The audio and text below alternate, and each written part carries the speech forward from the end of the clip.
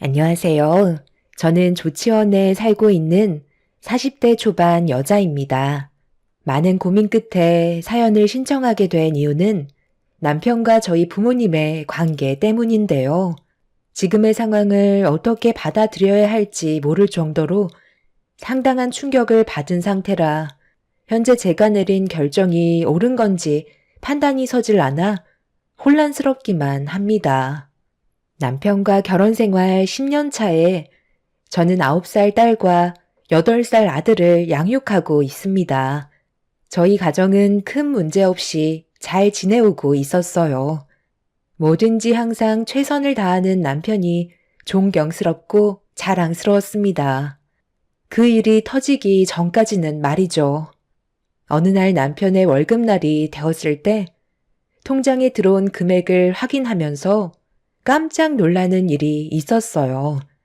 보통 회사에서 야근을 한다 해도 많이 벌어봤자 월급 400 정도였는데 그때 들어온 돈은 500이 찍혀 있었습니다.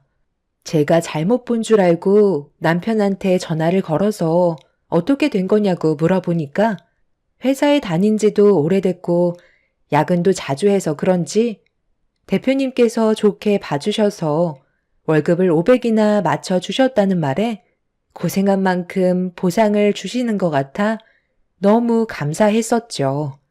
그렇게 계속해서 매달 500만 원씩 꽂히는 월급에 저희 가족의 삶에도 조금은 여유가 생기게 되었고 자주 갖지 않았던 외식도 몇 번씩 하면서 행복한 가정을 만들어 가고 있었습니다.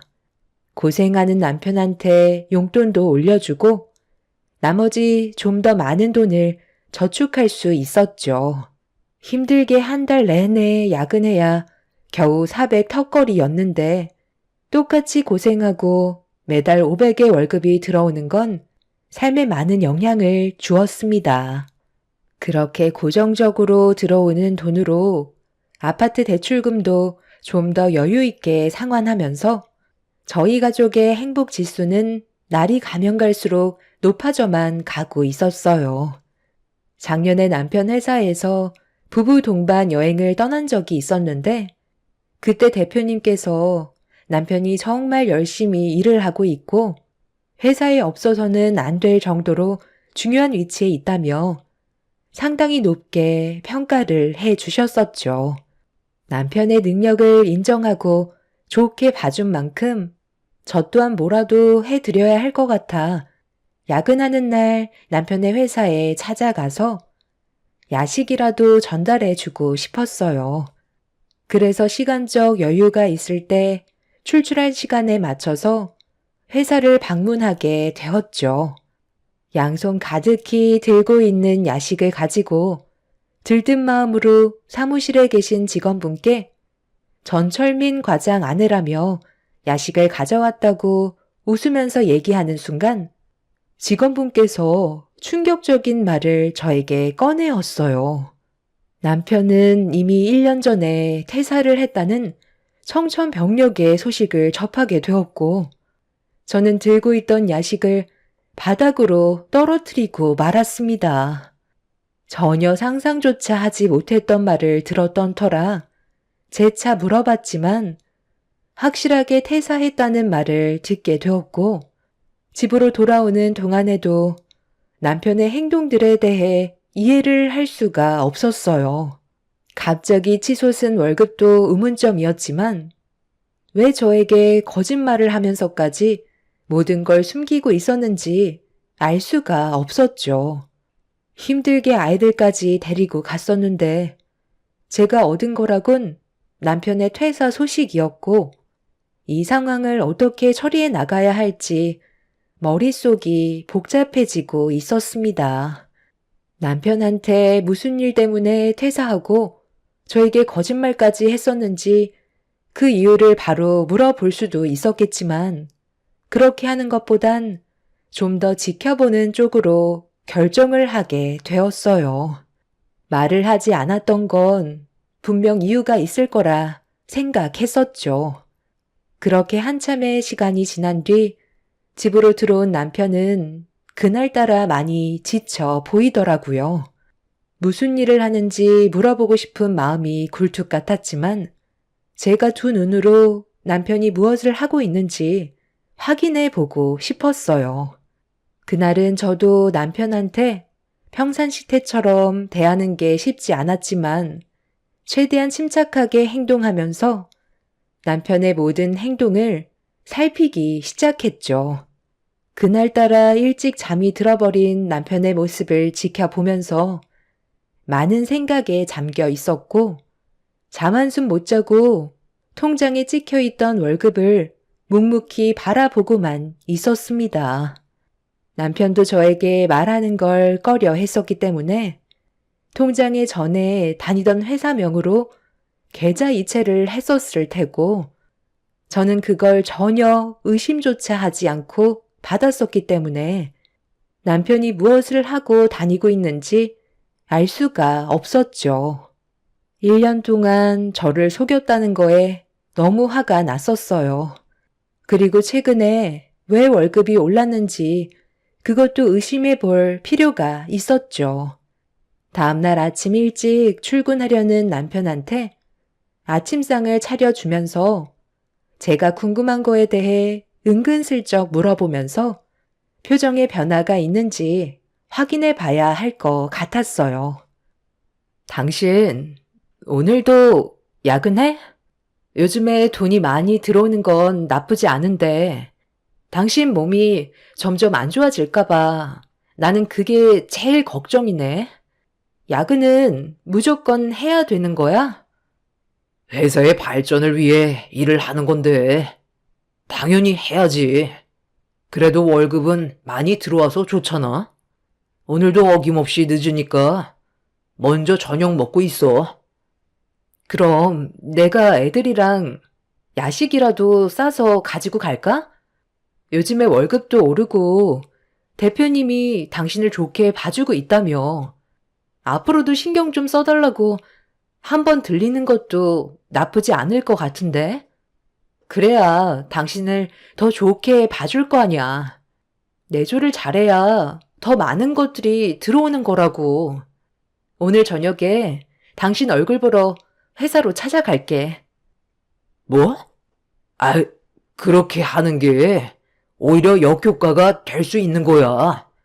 한창 바쁜 시간인데 당신이 애들까지 데려오면 제대로 된 일을 할 수 없게 되는 거잖아. 내가 시키지 않는 건 안 하는 게 좋아. 요즘 회사 실적이 좋지 않아서 분위기도 별로 안 좋은데 당신이 애들 데려오면 대표가 기분 좋아하겠어? 일하는 것도 흐름이 있는 거라고. 남편은 제가 회사에 찾아간다는 말을 꺼내는 순간 상당히 예민하게 받아들이면서 거부를 하고 있었어요. 이미 저는 남편이 회사를 퇴사했다는 걸 알고 있는데 솔직하게 말을 하지 않는 모습에 너무 큰 실망을 가지게 되었죠. 저와 계속 대화를 섞는 게 좋지 않을 것 같다고 생각했는지 남편은 아침도 먹지 않고 절대 회사로 찾아오지 말라며 재차 강하게 얘기한 뒤 서둘러 집을 빠져 나갔어요. 확실히 뭔가 있다는 걸 알게 된 순간 조사를 해볼 필요가 있다고 판단돼 남편의 뒤를 밟아봐야 할 것 같았습니다. 하지만 저는 아이들이 있기 때문에 자유롭게 움직일 수 있는 몸이 아니라서 여러 가지로 걸림돌이 있었죠. 결국 제가 할 수 있는 건 며칠 동안 남편의 행적을 조사하기 위해 증거물을 찾아보는 게 빠를 것 같아 자고 있을 때 지갑이나 핸드폰을 살펴봤지만 크게 발견된 건 없었어요. 시간이 지나는 동안 제가 할 수 있는 최대한 많은 것들을 조사해 봤지만 얻을 수 있는 건 아무것도 없었죠. 그러다 문득 생각난 게 매일 타고 가는 차 안에 제가 모르는 무언가가 있을 것 같다는 느낌이 확 들어서 남편이 자고 있는 틈을 타 지하에 주차되어 있는 차 문을 열고 확인을 해보게 되었어요. 시동을 켜고 매일 출발하던 목적지를 확인하는 순간 제 두 눈을 의심할 만큼 어디서 많이 본 주소가 적혀 있었어요. 항상 아침마다 반복적으로 도착했던 그곳은 저도 잘 알고 있는 저희 친정집 주소였고 남편이 왜 친정집에 가는지 이해를 할 수 없었습니다. 차 안에 있던 블랙박스 영상을 추가적으로 확인을 해보니 내비에 찍혀 있던 친정집에 차를 주차시킨 것까지 확인을 할 수 있었죠. 그때부터 머릿속이 복잡해지기 시작했어요. 전혀 예상하지 못했던 목적지라 저는 더욱더 조심스럽게 행동할 필요가 있었죠. 저는 다음날 남편이 출근할 때 무조건 따라붙어서 도대체 뭘 하고 있는지 두 눈으로 확인을 해봐야 했어요. 그래서 남편이 출근하겠다며 현관문을 나서는 순간 부랴부랴 아이들을 데리고 미리 예약해둔 택시를 타고 서둘러 남편의 뒤를 바짝 쫓았습니다. 그렇게 한참을 달려 남편이 차를 멈춘 곳은 저희 친정집이었어요. 그리고 잠시 뒤 남편이 차에서 내리더니 누군가를 기다리는 듯 움직이지 않고 차에 몸을 기대고 있었습니다. 그리고 잠시 뒤 의문의 차량 한 대가 멈춰섰고 그 차 안에 남편이 올라탔어요. 저는 그 차를 놓치지 않기 위해 택시 기사님께 바짝 쫓아달라고 부탁한 뒤에 한참 동안 의문의 차량을 바짝 뒤쫓기 시작했습니다. 그렇게 30분 정도 달려 어느 건물에 도착을 했는데 그 건물 안에서 저희 아빠가 뛰어나오셨고 차에서 내리는 남편을 반겨주며 같이 건물 안으로 들어가고 있는 걸 확인할 수 있었죠. 도대체 뭘 하고 있는 건지 전혀 감이 잡히지 않은 상황 속에 제가 걱정하고 있는 얼굴로 건물을 유심히 바라보고 있자 택시 기사님께서 손가락으로 무언가를 가리켰어요. 제가 지금 하는 말이 확실치는 않지만 이 건물을 봤을 때 대충 짐작이 하나 가는 게 있긴 하거든요. 아마 남편분께서 노름을 하는 게 아닐까 생각됩니다. 네? 노름이요? 저희 남편은 그런 거 아주 질색을 하는 사람이에요. 그걸 알면 제가 결혼을 했겠어요? 기사님께서 그건 잘못 짚으신 것 같네요. 저도 그냥 짐작일 뿐이지만 건물 안으로 남자분들이 지속적으로 들어가고 있잖아요. 그리고 하나같이 주위를 살피는 것도 비슷하고요. 그런데 저 건물에 유독 눈에 띄는 간판 하나가 보이죠? 무언가를 알려주고 있는 것 같은 느낌이 들지 않아요? 저 간판이 제가 봤을 때 군들이 들어가는 곳인 것 같습니다. 저도 택시밥을 오래 먹다 보니까 저런 곳 대충 알고 있는데 방금 어떤 어르신께서 그쪽 남편분을 데리고 급하게 들어가셨잖아요. 무언가 도움이 절실히 필요해 보이는 눈빛이던데 궁금하시면 직접 들어가셔서 확인해 보시는 게 좋을 것 같아요. 아이들까지 데리고 들어가는 건 위험할 수도 있으니까 제가 옆에서 잘 돌봐주고 있겠습니다. 저도 손님 남편분께서 그런 행동을 하지 않았으면 좋겠지만 손님보다 인생을 좀 더 경험해 본 바로는 거의 확실한 것 같네요. 저는 택시 기사님의 말을 듣는 순간 가슴이 철렁 내려앉아 버렸어요. 저도 오만 가지 생각을 하긴 했었지만 꾸준하게 들어오는 돈이 있었기 때문에 노름이라고 생각해 본 적은 단 한 번도 없었습니다. 보통 그런 곳에 빠지면 대부분 돈을 탕진하고 집으로 들어오지 고정적으로 돈을 가져다 주지는 않잖아요. 그래서 제 두 눈으로 확인해 보기 위해 택시 기사님께 아이들을 잠시 맡긴 뒤 건물 안으로 들어가게 되었죠. 그렇게 엘리베이터에 올라탄 뒤에 기사님이 알려주신 건물로 가기 위해 5층을 누른 뒤 떨리는 손으로 문을 열었어요. 그리고 그 안에서 꽤 많은 노인분들께서 웅성거리며 한자리에 모여 있으셨죠. 많은 사람들이 무언가를 구경하듯 몰려 있는데 거기에서 아빠의 목소리가 들려왔어요. 천천히 걸음을 옮겨 아빠가 있는 곳으로 다가가고 있었죠. 이제 끝난 것 같은데. 그만하지 그래? 절대 못 이긴다니까. 이 바닥에 적수가 없다고. 오늘은 생각보다 너무 늦게 끝난 것 같은데. 그만 들어가도 되겠어? 내 사이가 얼마나 대단한지 이제 알겠어? 도전할 사람 있으면 지금 당장 들어와. 왜 이리들 조용해? 없는 거야? 전서방, 이제 없는 것 같은데 오늘은 그만할까? 아, 오늘 저와 약속했던 사람이 있긴 했었는데 연락이 안 되는 거예요. 그 사람이 돈줄이거든요. 최대한 많이 뜯어 먹어야 되는데 벌써 돈이 탕진됐나 봐요. 지금 여기서 다들 뭐 하는 거야? 당신 나한테 거짓말하고 지금까지 이러고 있었던 거야? 아빠가 이 사람 끌어들인 거예요? 회사까지 퇴사하고 뭐 하는 짓이냐고. 할 짓이 그렇게 없어? 당신 나한테 뭐라고 그랬어? 노름은 싫다고 했었잖아. 말만 꺼내도 경기를 일으키던 사람이 여기서 돈 땄다고 좋아하고 있어? 여보? 아니, 여긴 어떻게 알고 온 거야? 뭔가 오해를 하고 있는 것 같은데 이건 노름이 아니야.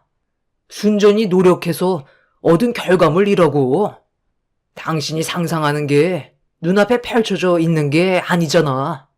이건 건전한 거라고. 머리 싸움으로 노력해서 얻은 거라니까. 내기와 노름은 전혀 다른 거야. 내가 다 설명할 테니까 일단 나가자. 이건 어찌됐든 땀 흘려 버는 돈은 아닌 거잖아. 당신이 1년 동안 나한테 숨기고 있었다는 것 자체가 문제가 있는 거 아니야? 정말 이런 사람인 줄 몰랐는데 당신한테 너무 큰 실망을 했어. 얼마 전에 내가 회사에 다녀갔었어. 당신이 야근한다고 해서 고생하는 게 안쓰러워 야식을 준비해서 찾아갔었다고. 그런데 퇴사한 지 1년이나 됐다더라. 내가 그 말을 듣고 얼마나 큰 충격을 받았는지 알아? 나한테 조금이라도 미안한 마음이 있었더라면 1년간 속이는 일은 전혀 없었겠지. 나랑 이혼하고 싶지 않으면 이딴 거 당장 때려치워. 이런 것도 모르고 나는 당신이 너무 고생하는 것 같아 얼마나 마음이 아팠었는데. 일단 진정하고 아빠 말 좀 들어봐. 이건 정말 건전한 게임이야. 너도 알고 있는 거잖아. 주위 사람들 좀 봐봐라. 다들 그냥 바둑 들어 온 것뿐이라고.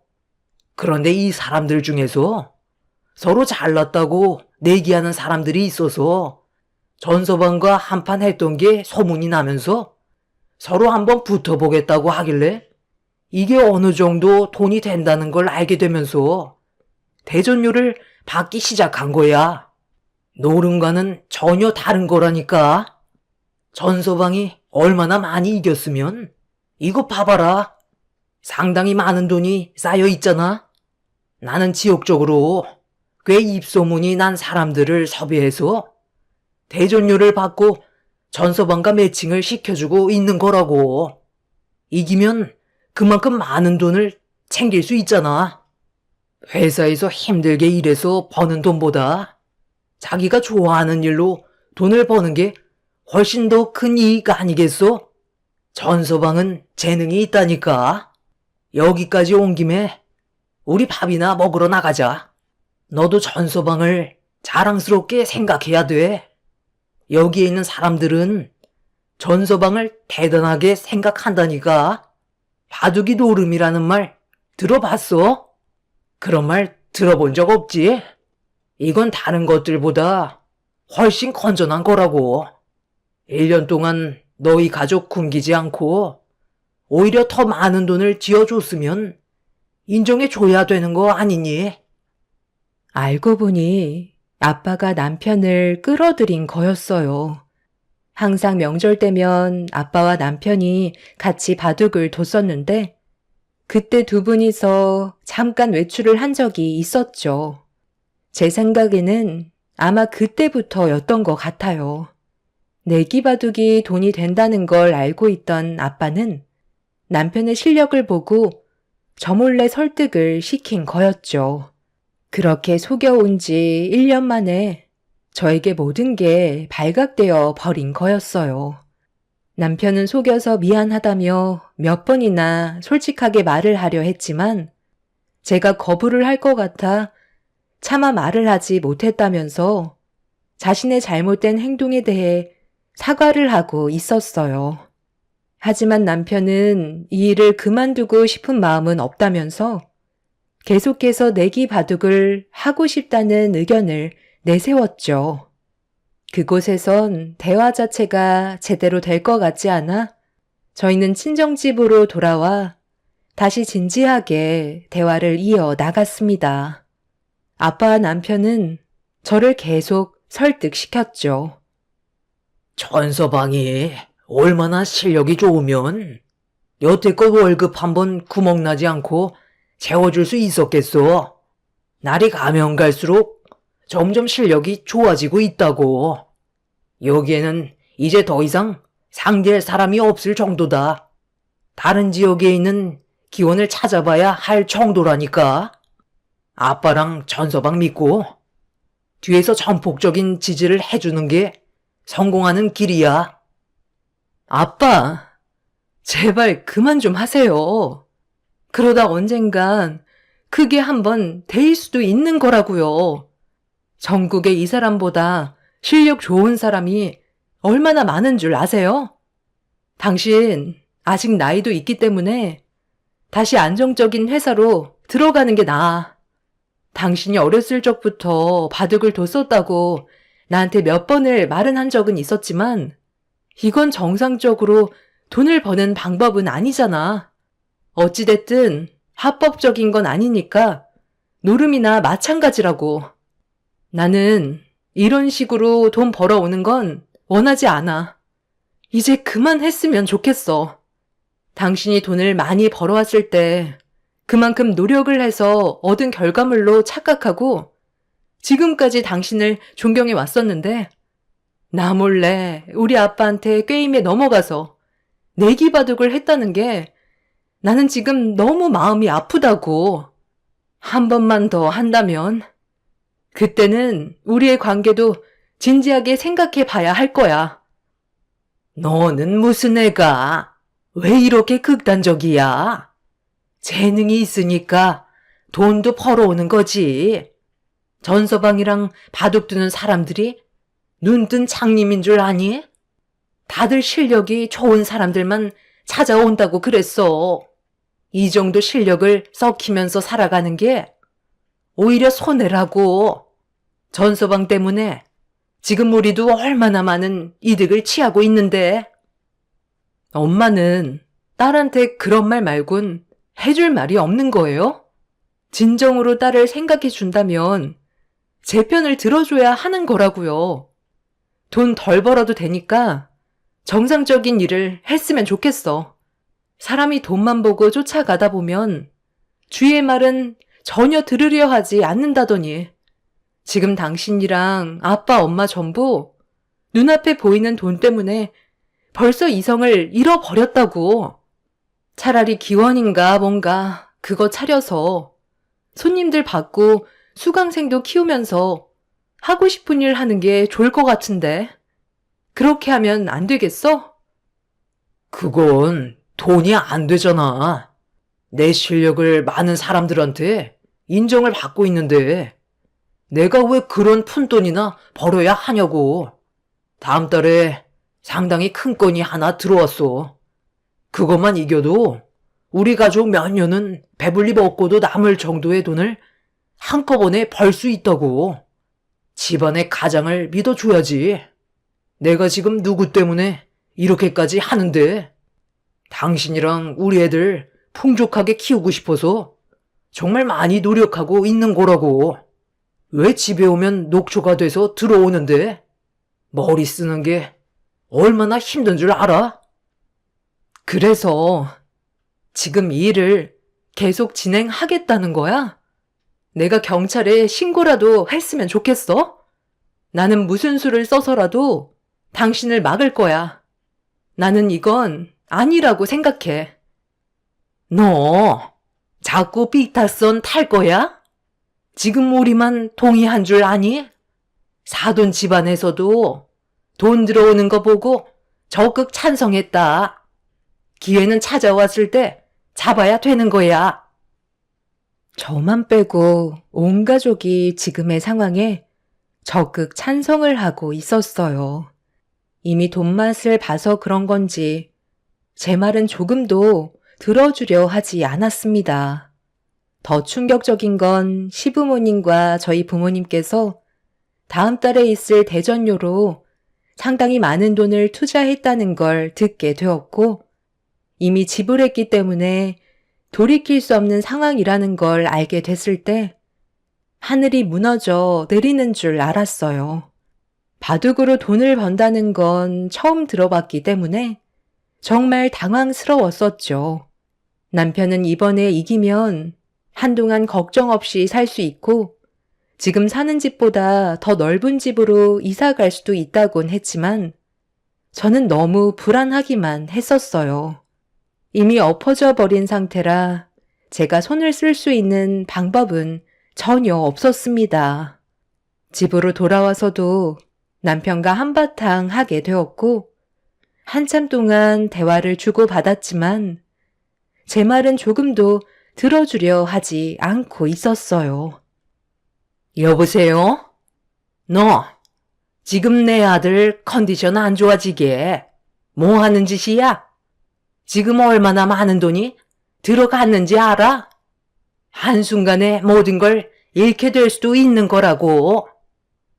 어머님, 왜 이런 심각한 일을 저에게는 단 한마디도 하지 않았어요? 상대방이 그 일보다 더 잘할 수도 있는 건데 그 많은 돈을 투자하시면 어떡해요? 그러니까 네가 옆에서 내조를 잘해줘야 할 거 아니야? 내 아들이 쳤으면 좋겠니? 우리 2억, 사돈댁 2억 들어갔다. 이기면 그 금액의 2배 받을 수 있다고 했어. 누가 봐도 이건 건전하지 못한 거라고요. 말로는 노름이 아니라고 하시는데 이게 어떻게 노름이 아니에요? 제발 여기에서 멈춰 주셨으면 좋겠어요. 부탁드릴게요. 말귀를 못 알아듣는 거니? 이미 태전료 지불했고 약속까지 전부 다 잡았다니까. 네가 계속 이럴수록 우리만 불리해지는 거라고. 너 때문에 내 아들 컨디션 조절 못해서 폐하길 원하는 거니? 내 아들 바꿔봐라. 할 말 있으니까 빨리 바꿔보래도. 내 아들이 너 옆에 있다가는 죽도 밥도 안 되겠다. 시모가 난리를 치시자 어쩔 수 없이 남편한테 전화를 건네줬어요. 시모와 남편이 한참 동안 대화를 이어나가더니 갑자기 짐을 싸더라고요. 뭐 하냐고 물으니까 이번만큼은 꼭 이겨야 된다고 시댁에서 한동안 오지 않을 거라는 충격적인 말을 꺼내었습니다. 화가 머리끝까지 올라와 버린 저는 나가는 순간 이혼할 거라며 흥분을 가라앉히지 못했지만 남편은 가족을 위한 길이라면서 집을 나가 버렸습니다.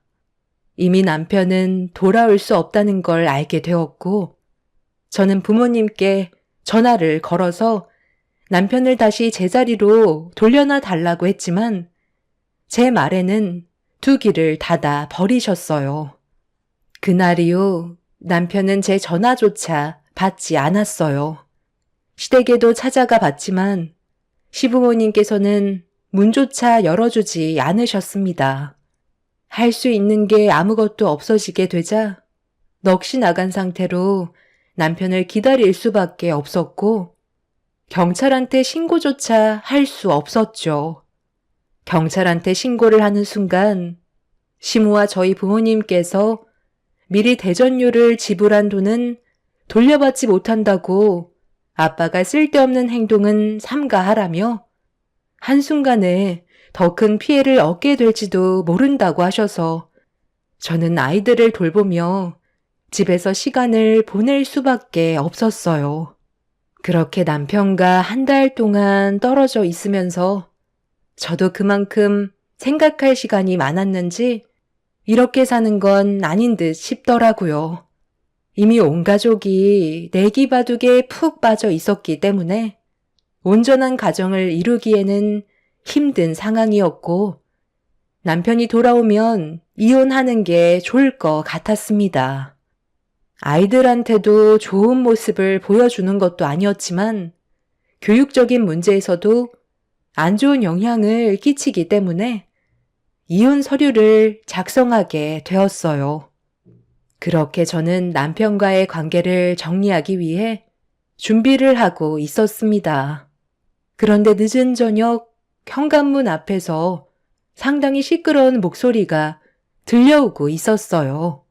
아이들을 재우고 있었기 때문에 신경이 날카로워졌었는데 현관문 비밀번호를 누르는 소리가 들리더니 순식간에 집안은 아수라장이 되어버리고 말았죠. 저희 부모님과 시부모님 그리고 남편이 상당히 안 좋은 감정 상태로 서로에게 막말을 퍼붓고 있었어요. 아니, 내 아들만 믿으면 된다면서요. 2억을 투자했는데 한 판도 못 이기고 완패했잖아요. 이제 어쩔 거예요? 앞으로 어떻게 하면 되는 거냐고요? 아이, 사부인. 다 해결 방법이 있을 겁니다. 그쪽 사람들이 전서방보다 잘할 거라고 저희도 전혀 예상하지 못했었다고요. 자금은 다시 모으면 되는 거니 걱정하지 마세요. 이기는 모습 보여드리고 싶었는데 정말 죄송합니다. 다음에는 더 잘할 수 있어요. 일단 저희가 손해본 금액을 최대한 빨리 메꿀 수 있는 방법이 다른 기원들 돌아다니면서 전과 같은 방법으로 자금을 마련하는 게 좋을 것 같아요. 저도 이번 계기로 훨씬 더 많은 공부를 해야 될 것 같네요. 그래, 천서방. 실수는 누구나 할 수 있는 거야. 나는 천서방을 믿고 있네. 그래도 우리가 1년 동안 버는 돈도 꽤 됐었잖아. 금판만 뛰어들지 않으면 충분히 먹고 살 수 있을 것 같아. 아이, 무슨 소리야. 남자가 금판에서 놀아야지. 푼돈 벌어서 언제 부자 되겠어? 내가 봤을 때 이번에는 천서방 컨디션이 좋지 않았던 것 뿐이야. 일단 돈부터 마련하자고. 내가 뭐라고 그랬어요. 결국 모든 걸 잃게 된다고 했잖아요. 한 번 당했으면 됐지. 뭘 또 하겠다는 거예요? 이제 제발 그만들 좀 하세요. 정신들 차리라고요. 여보, 우리가 가지고 있는 재산이 얼마나 되지? 그게 한탕만 하고 손 터는 걸로 하자. 나 이대로는 살아갈 수 없을 것 같아. 너무 억울하다고. 일단 이 집부터 빼자. 저는 남편이 집을 빼자는 말을 하는 순간 남편의 뺨에 손을 올려붙였고 더 이상 함께 살아갈 수 없을 것 같다며 얼굴에 이혼 서류를 던져 버렸습니다. 바닥에 떨어진 이혼 서류를 들어서 확인해 보던 남편은 미안하다는 말보단 이혼하자는 말을 꺼내었어요. 이혼을 하면서 나뉘게 될 재산을 가지고 또다시 내기 바둑을 시작하려는 것 같아 보였어요. 이미 헤어나올 수 없는 상황까지 와버린 남편을 더 이상 제가 어떻게 할 수 없을 것 같아 끝내 저희는 이혼을 선택하게 되었습니다. 그렇게 저희는 서로 남남이 되었고 제가 가진 재산으로 아이들과 함께 살아가게 되었죠. 저희 부모님과 시부모님은 남편과 함께 내기 바둑을 하기 위해 또다시 움직이기 시작했고 저는 그 모습을 더 이상 두고 볼 수가 없어서 경찰에 신고를 하게 되었어요. 제 손으로 가족 모두를 경찰에 넘기는 꼴이 되어 버렸지만 저는 더 이상의 불행을 막기 위해 현명한 선택을 했다고 판단했어요. 하지만 법적으로 크게 처벌을 할 수는 없었는지 집행유예로 빠져나와 또다시 내기 바둑을 하기 위해 조용히 움직이고 있다는 걸 알게 되었습니다. 그때 알게 된 건 제가 가족 모두를 구제해 줄 수 있는 방법이 없다는 거였어요. 그래서 차라리 인연을 끊어내고 사는 게 제일 좋은 방법 같았고 지금 현재 저는 전화번호까지 바꾼 상태로 가족들과의 연락을 완전 차단해버린 상황입니다. 마지막으로 들려온 소식은 저희 부모님 집과 시댁집까지 전부 다 거덜나 길거리에 나앉을 정도의 위기가 찾아왔다는 소식이었어요. 그 모습을 보니 참 안타깝습니다. 뭐든지 쉽게 돈을 벌려고 하다 보면 항상 그 끝은 안 좋은 결말이 찾아오는 것 같네요. 앞으로 평생 만나지 말아야 할 것 같아요. 제 아이들을 위해서 앞으로 열심히 살아가려고요. 그게 지금 제가 할 수 있는 최선의 방법인 것 같습니다. 제 사연 들어주신 분들 감사합니다. 안녕하세요. 저는 오늘 10년의 시간을 함께했던 시어머니에 대해 여러분들과 대화를 좀 나누고 싶어 사연을 신청하게 된 40대 중반 여자입니다. 사람이 나이가 들면 세상을 떠나야 된다는 건 불변 없는 당연한 이치겠지만 그 과정이 2번은 겪고 싶지 않을 만큼 정신적인 고통이 상당합니다. 사랑하는 사람이 세상을 떠나면 남아있는 사람은 추억을 먹고 산다고 하잖아요. 저 또한 시모가 떠나고 난 이후 지금까지 함께했던 좋은 추억들을 떠올리며 쳇바퀴처럼 반복되는 현실 속에 열심히 살아가고 있습니다.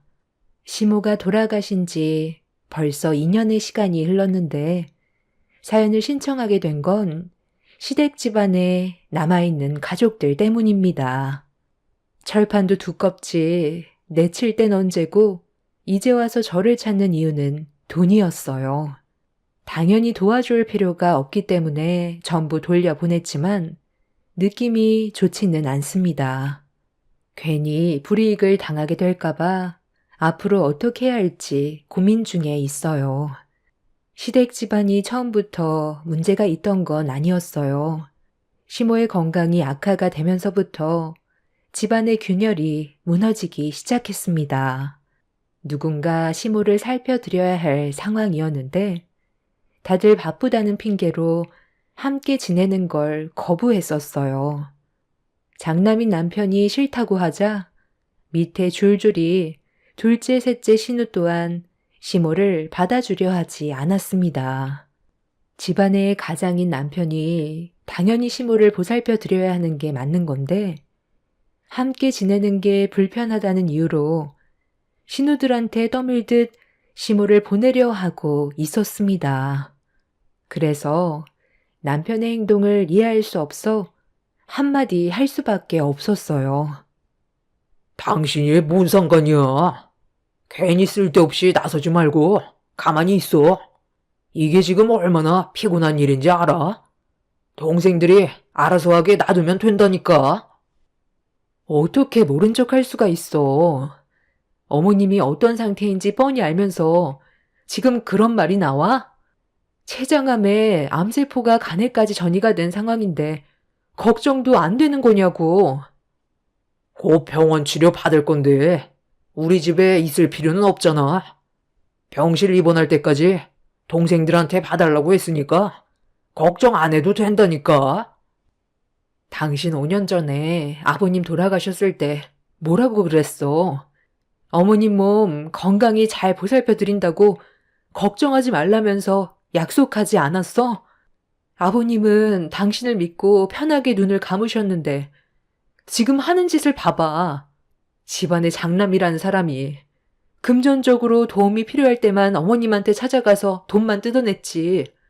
건강은 어떠신지 조금도 관심 가지려 하지 않았잖아. 어머님이 여태 얼마나 애지중지 손주들까지 돌봐주셨어. 그거 알면 이렇게 냉정하게 못하지.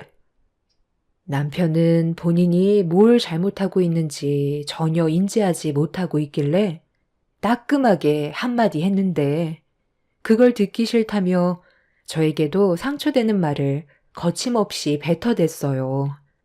결국 그날 서로는 좋지 않은 감정으로 대화가 끝이 났고 남편의 강압으로 인해 시모는 입원하기 며칠간 신우들이 모시는 걸로 결정을 하게 되었습니다. 그렇게 신우들의 집에서 번갈아 지내다가 입원할 병원을 결정해 치료를 받기 위해 병실로 옮기게 되었는데 이번엔 또 다른 문제가 서로의 신경을 건드렸어요. 오빠가 엄마한테 받아간 재산이 제일 많잖아. 그러니까 오빠가 대신 병원비 좀 납부해주면 안 되는 거야? 알아보니까 엄마가 가진 돈 전부 오빠가 가져갔다면서? 며칠간 우리 집 제공해줬을 때 도와준 거 하나 없으면 이번만큼은 오빠가 나서줘야지. 여유가 있는 사람이 해야 되는 게 당연한 거라고. 내가 가장이니까 많이 받는 건 당연한 거지. 그리고 지금 상당히 어이없는 게 뭔 줄 알아? 네가 나한테 꼭 한 푼도 안 받은 사람처럼 말한다는 거야. 재산 나눠 가질 때 누가 제일 심하게 난리를 쳤더라. 네가 어떻게 해서든 좀 더 많이 가져가려고 한바탕 소란을 피웠었잖아. 그때 기억 안 나? 아버지는 너희들 재산 똑같이 나눠주려 했는데 네가 둘째라고 좀 더 가져가야 한다며 아버지한테 온갖 상처 다 준 뒤에 귀엽고 좀 더 뜯어가지 않았어? 받을 만큼 받아갔으면 군소리 하지 말고 어머니 임종날까지 옆이나 지켜줘. 나 이번에 개업한 식당에 모든 걸 다 걸었던 거 알고 있지? 망하게 된다면 길거리 나앉게 된다고. 차라리 오빠 식당 망했으면 좋겠네. 말만 장남이지. 집안을 위해서 하는 거 하나 없잖아. 그러니까 당연히 망해야지. 도와주지 않을 거면 나타나지도 마. 네가 원한다면 그렇게 해줄 수 있어. 나는 뭐 저 노인네 얼굴 보고 싶은 줄 알아? 낳아준 분이니까 그래도 할 도리 하려고 자리 지키고 있는 거야. 당신 정말 정신 나갔어? 나중에 후회할 일 만들고 싶어? 좀 작게 얘기해. 어머님 다 들으시겠다고. 이번엔 당신 양보해서 병원비 좀 더 내드려. 삼남매는 췌장암으로 고생하고 있는 시모를 서로 살펴주지 않겠다며 계속 미루는데 정말 기분이 좋지 않더라고요. 본인들이 원할 때만 시모를 찾고 정작 도움이 필요할 때는 내치려는 행동들이 저를 더욱더 화나게 만들었어요.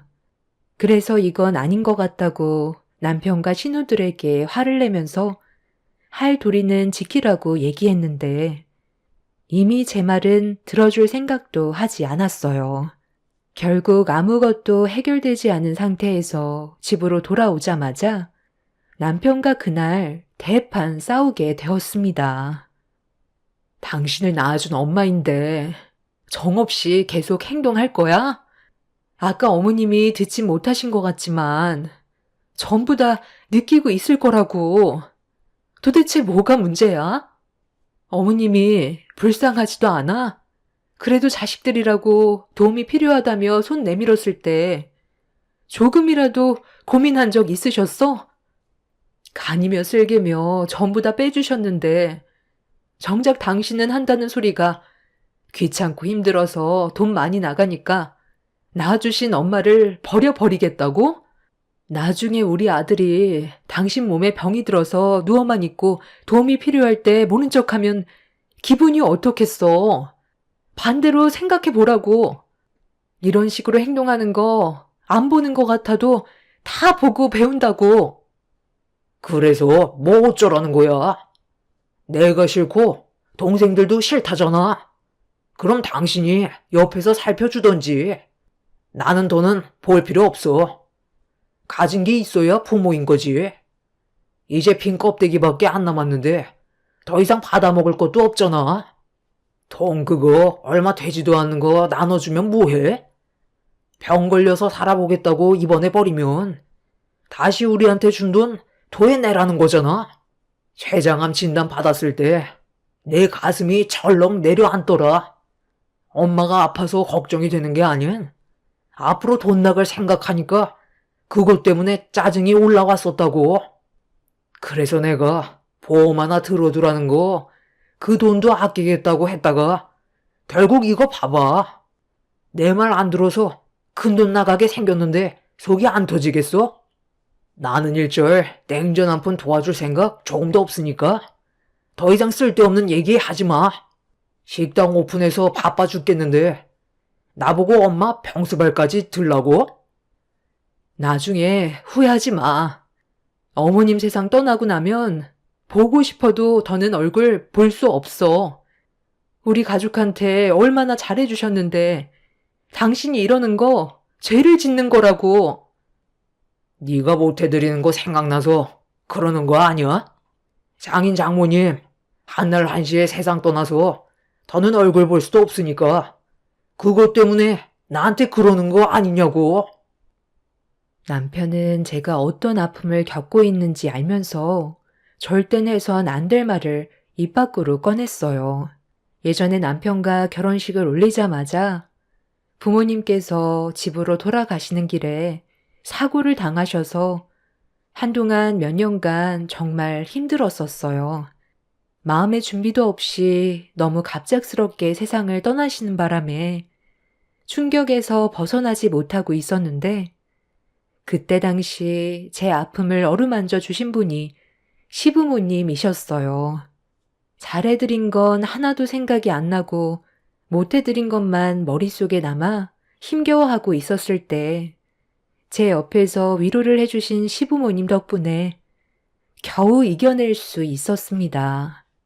시부모님은 제 친부모님이나 다름없을 정도로 정말 가까운 사이가 되었고 저에게 진심으로 다가와 주셔서 많이 의지하며 살아갔었는데 시부가 떠나시고 시모마저 세상을 떠날 준비를 하시게 되니 제 마음이 말이 아니었습니다.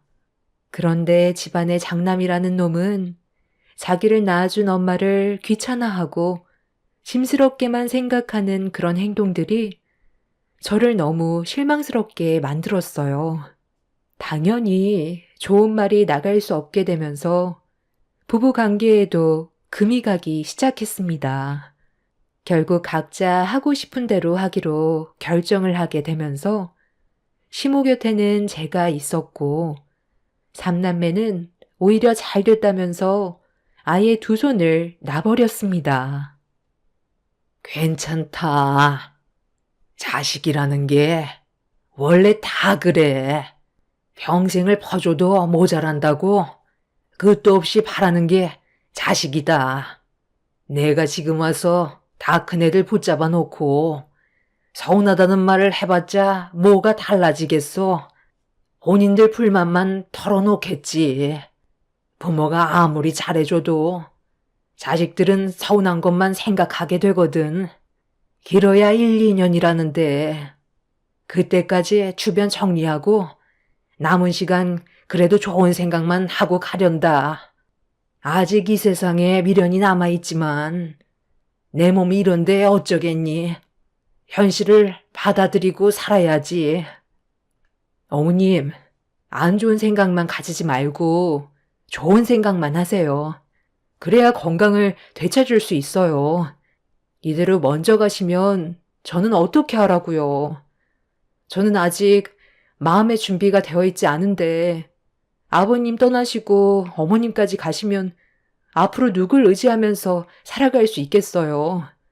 요즘 그이가 저에게 얼마나 많은 실망을 안겨주는데요. 시모는 저에게 미안하다면서 자식이라는 게 마음처럼 되지 않는다고 자기 아들 때문에 속 썩고 있는 거에 대해 사과를 하셨습니다. 저는 그런 말을 들으려고 했던 게 아니었는데 시모는 자식 잘못 키운 건 부모 잘못이라면서 앞으로 제가 남편과 함께 살아가는데 어려움이 많이 겪게 될까봐 걱정을 하셨습니다. 암은 스트레스가 제일 좋지 않다고 들었는데 시모도 삼남매 때문에 상당히 힘들어하고 있었습니다. 삼남매는 억지로 서로 돈을 쪼개서 시모의 치료비를 지원했지만 그마저도 얼마 가지 못해 더는 못 내겠다며 막내 신우가 들고 일어서자 둘째 신우도 치료비가 너무 부담스럽다면서 더는 못하겠다고 등을 돌려 버렸어요. 그러자 남편이 버럭 화를 내더니 혼자서 모든 걸 감당할 수 없다며 또다시 집안 싸움이 시작이 되었습니다. 신우들도 결혼을 해서 아이를 낳고 키우다 보니 금전적으로 부담을 느낄 수 있는 건 당연한 거지만 그래도 다들 먹고 살 만큼 충분히 벌고 있으면서 너무 싫은 내색을 한다는 게 제 기분을 안 좋게 만들었어요. 혼자서 감당하라는 것도 아니고 서로 나눠서 병원비 충당하면 그렇게 부담스러울 정도의 돈도 아닌데 그것도 내기 싫은 거예요?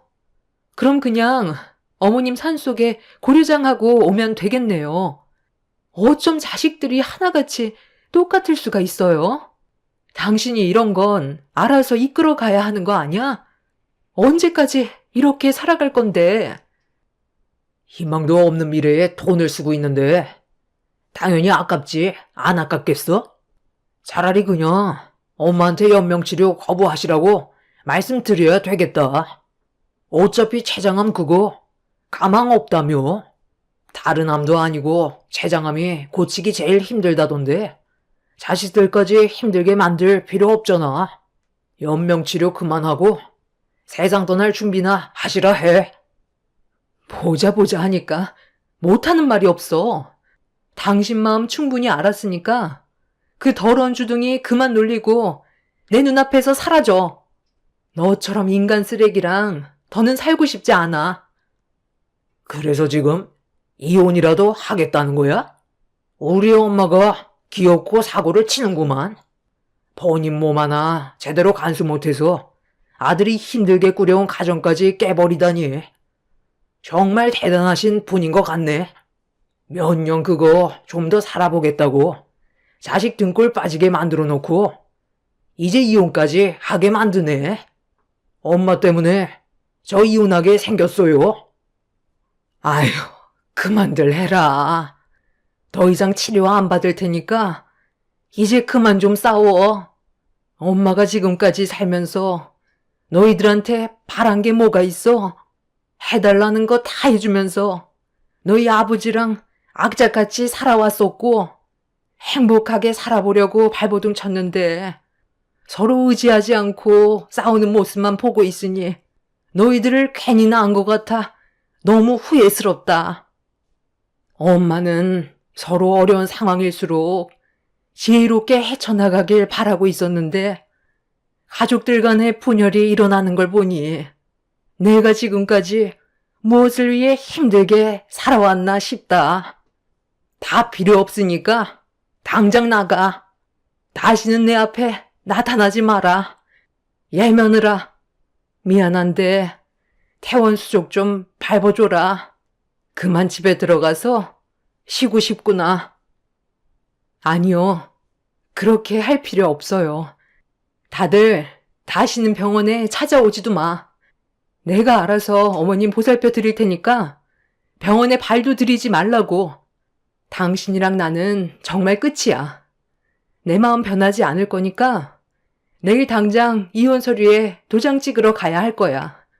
어차피 우리 둘 이런 감정으로 어머님 세상 떠나시면 같이 못 살아.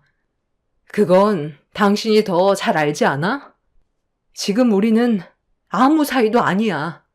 당신의 그 이기적인 행동이 가정의 불화를 만든 건데 왜 어머님 탓으로 돌려? 아가씨들도 정말 그러는 거 아니에요. 지금 뭐 하자는 거예요? 피 한 방울 안 섞였으면서 친딸 노릇 하려고요? 우리 엄마한테 뭐 바라는 거라도 있어요?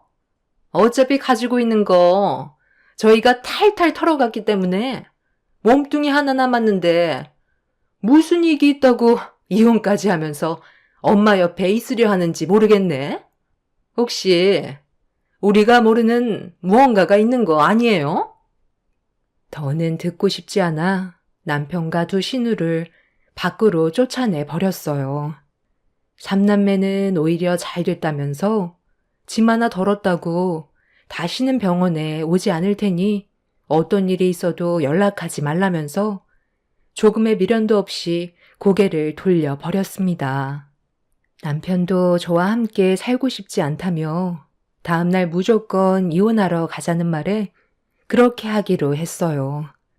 남편과 살 바엔 차라리 시모 옆에서 남은 시간 보내고 혼자 아이들 키우며 사는 게 제일 속편해 보였습니다.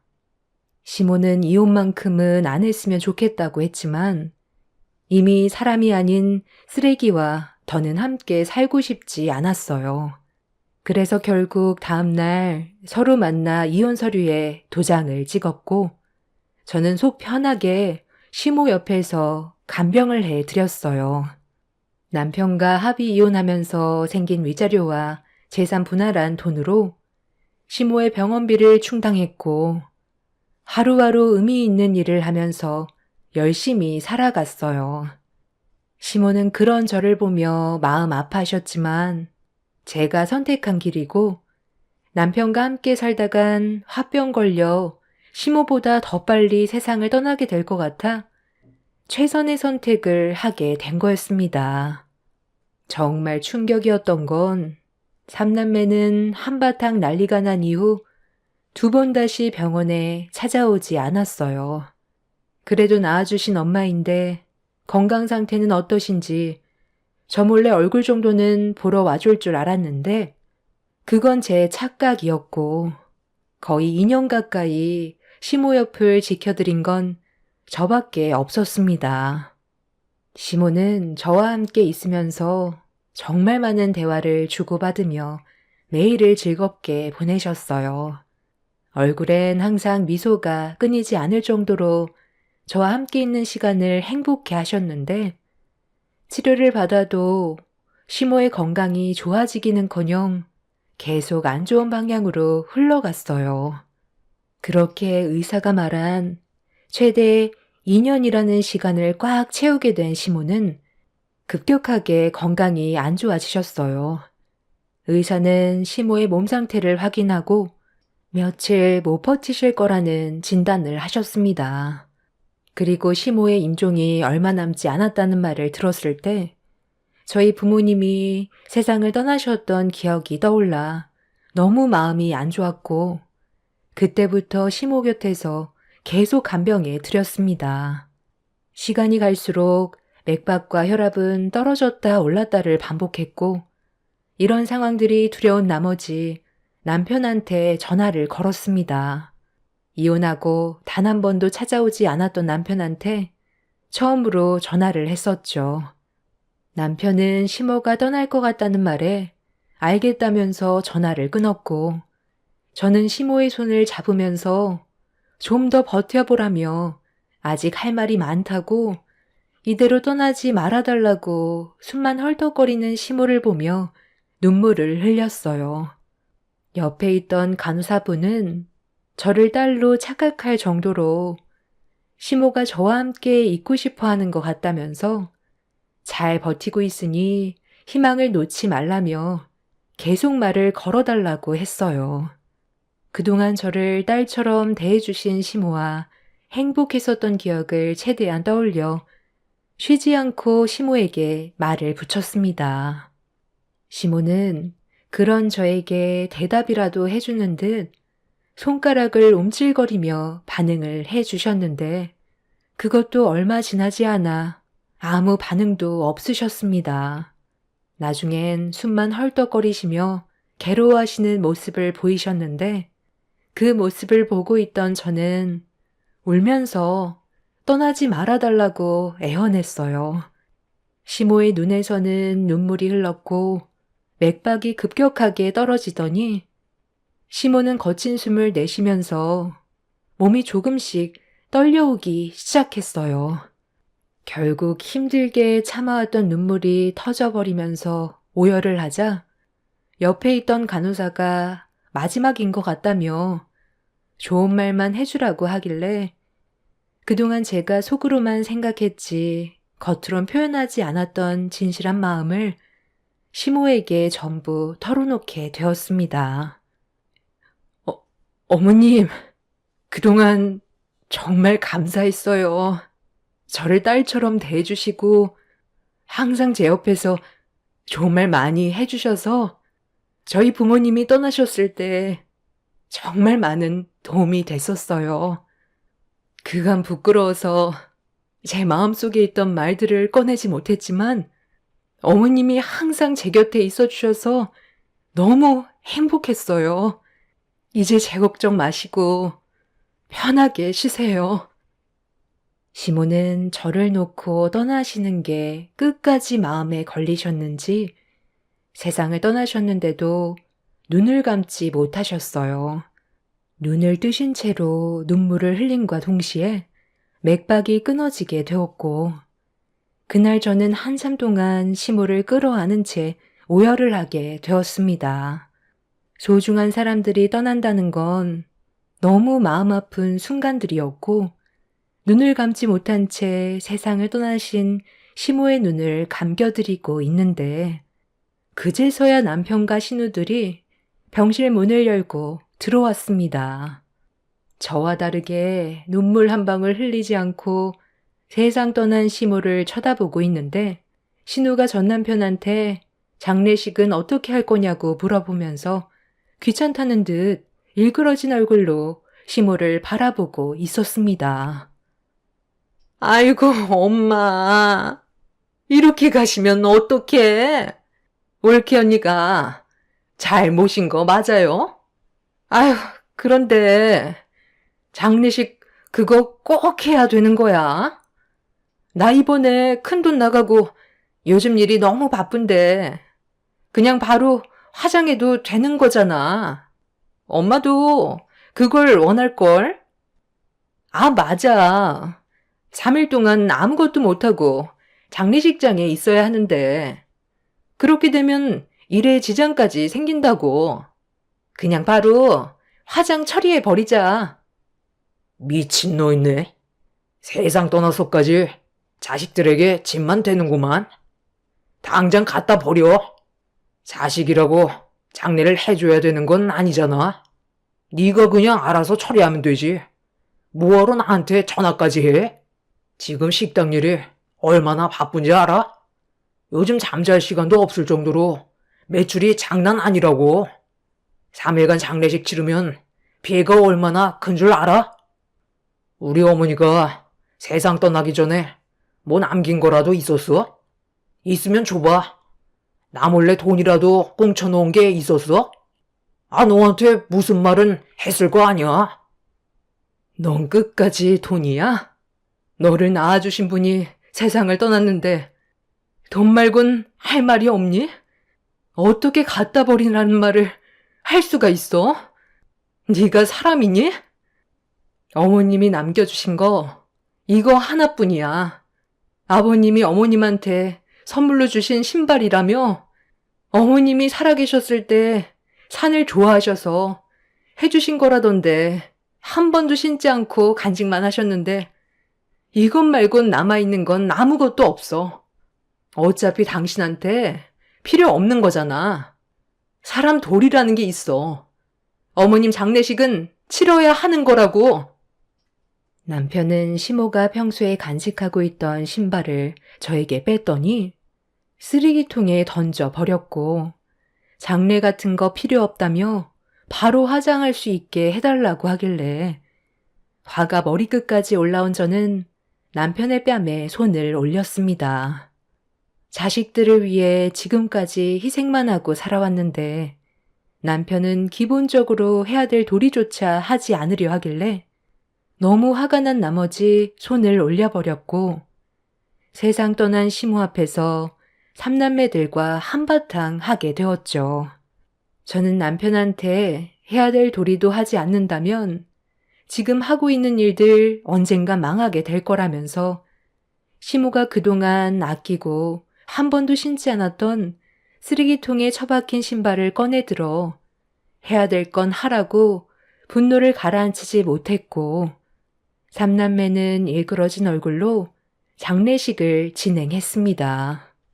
삼남매 지인들 몇 명 말고는 장례식장에 오는 사람은 딱히 없었지만 그래도 겨우 장례식을 무사히 끝낼 수 있게 되었습니다.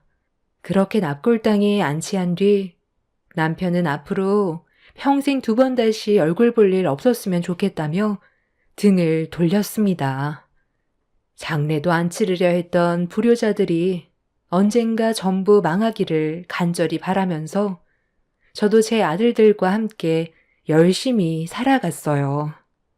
시모가 남겨주신 신발을 신고 밑창이 떨어질 정도로 앞만 보며 달려왔습니다.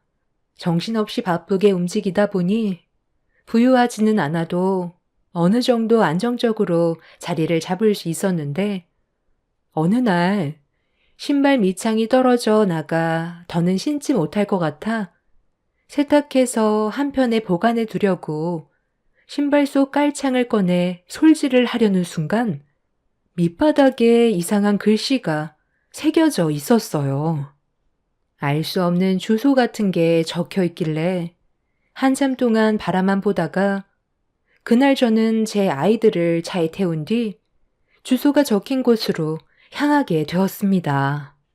깔창 밑에 주소가 적혀 있을 거라곤 전혀 상상조차 하지 못했었는데 시모가 신발을 고이 간직하고 있었던 이유가 목적지에 있을 것 같아 한참을 달려 도착을 하니 허름한 창고 하나가 눈에 들어왔어요. 굳게 잠겨 있길래 창고 안을 살펴볼 수가 없어서 주변을 두리번거리고 있었는데 누군가 저를 부르는 목소리에 깜짝 놀라 고개를 돌려보니 어느 한 노인이 저를 위아래로 훑어보며 누구냐고 물어보시길래 신발을 보여주면서 깔짝 밑에 적힌 주소를 찾아왔다고 하니까 남편 이름을 대더라고요. 그리고 저는 그동안 전혀 알지 못했던 충격적인 말을 들을 수 있게 되었고 노인은 저에게 창고 열쇠를 건네주었습니다. 내 친구가 하도 부탁을 해서 창고를 임대해줬는데 이 열쇠를 가지고 있다가 나중에 신발을 가지고 찾아온 자식들 중 한 명한테 열쇠를 주면 된다고 하더라고. 그런데 자식이 아닌 며느리가 올 줄 상상도 못했네. 내 친구놈이 그 신발을 재수 씨한테 선물해 준 거였거든. 그때 우리 집에 잠깐 놀러 왔었을 때 신고 있었던 거였는데 자식들이 돈 문제로 서로 상당히 예민하게 구니까 재산을 현금화해서 숨겨놓을 생각을 했던 것 같아. 노력하지 않고 얻은 재산은 분명 흥청망청 쓰게 되어 있다면서 나한테 창고를 빌려달라고 해서 알겠다고 했지. 나야 산 사람이라 돈에는 전혀 욕심이 없고 내 둘도 없는 친구의 부탁인데 어쩌겠어. 그때 아마 내 친구의 몸 상태가 별로 안 좋았었을걸? 그런데 친구놈이 재수 씨한테 선물해준 신발을 많이 보더니 잠깐만 벗어보라고 하더라고. 그리고 깔장 밑에 우리 집 주소를 적는 거야. 나중에 재수 씨가 신발을 자식들한테 내밀었을 때 가져가 밑창 떨어지게 열심히 뛰어 일한 한 명은 신발을 세탁하기 위해 깔장을 빼게 될 테고, 그렇게 되면 적혀있던 주소를 확인하게 되니 그 재산을 노력한 사람만 가지게 되는 걸로 계획을 하게 된 것 같아. 그런데 내가 3명의 자식들의 얼굴을 알고 있어서 그 중에 한 명이 올 줄 알았는데 며느리가 오게 될 거라곤 상상도 못했네. 어찌됐든 이 열쇠 받고 안에 있는 물건 가지고 가면 될 거요. 그럼 재수씨 자식들은 그 신발을 받지 않았다는 거야? 어떻게 된 영문인진 모르겠지만 그쪽이 열심히 두 발로 뛰고 살아온 결과에 대한 보상이니 받는 건 당연한 거요. 저는 생각지도 못한 말을 듣게 되었고, 시모가 왜 신발을 악착같이 가지고 있었는지 그제서야 이해를 할 수가 있었습니다. 시모는 3명의 자식들에게 남겨져 있던 재산을 주고 싶지 않았던 거였고, 세상 떠나기 직전 저에게 신발을 주시면서 아끼지 말고 신으라며 열심히 뛰면서 살다 보면 좋은 날이 올 거라고 했던 말이 머릿속으로 스쳐 지나가게 되었죠. 그렇게 창고 문을 열게 되니 그곳엔 가방 하나가 눈에 보였고, 안에 있던 내용물을 확인한 순간 입을 다물지 못했습니다. 그 안에는 5만 원짜리 지폐가 묶음으로 가득 채워져 있었어요. 상상을 초월한 일이 펼쳐지게 되었고, 무거운 가방을 들어 창고로 나왔는데 아버님 친구분은 이미 다른 곳으로 가셨는지 더는 보이지 않았습니다. 저는 그날 그 가방을 가지고 집으로 돌아와 어떻게 해야 할지 몰라 고민을 할 수밖에 없었어요. 너무 큰 돈이라 감당이 안 될 정도였죠. 한 묶음당 500만 원이었는데 총 100개가 들어 있었습니다. 5억의 돈이 들어오게 될 거라곤 전혀 예상하지 못했던 터라 고민이 많았었는데, 얼마 뒤 남편과 신우들이 저희 집으로 찾아왔어요. 가진 것도 없었던 저에게 찾아온 이유는 돈을 빌리기 위해 온 거였죠. 전 남편이 식당이 대박이 나게 되자 신우들도 하던 일 전부 그만두고 전 남편의 도움을 받아 무리하게 식당을 차리게 되었는데, 몇 년간 전염병 문제로 인해 식당이 막대한 피해를 받게 되었고, 폐업까지 하게 되면서 막대한 빚과 길거리에 나앉게 될 상황이 오게 되자 지푸라기라도 잡는 심정으로 저에게 찾아온 거였습니다. 저에게 5억이라는 돈이 들어온 상태라 떨리는 목소리로 빌려줄 돈은 없다고 다시는 찾아오지 말라며 쫓아보냈지만, 거짓말을 하지 못하는 저로선 또다시 찾아오게 되면 어떻게 해야 할지 모르겠더라고요. 그래서 현재 이사를 준비 중에 있습니다. 시부모님이 남겨두신 재산, 불효자인 그놈들에게 주고 싶지 않아요. 그런데 나중에 이 사실을 알게 된다면 법적으로 문제가 생길 것 같아 가방에 고이 모셔두기만 했지 아직까지 꺼내지 않고 있습니다. 제 돈이 아니라서 더 그런 것 같아요. 차라리 사회에 기부하는 게 속 편할까요?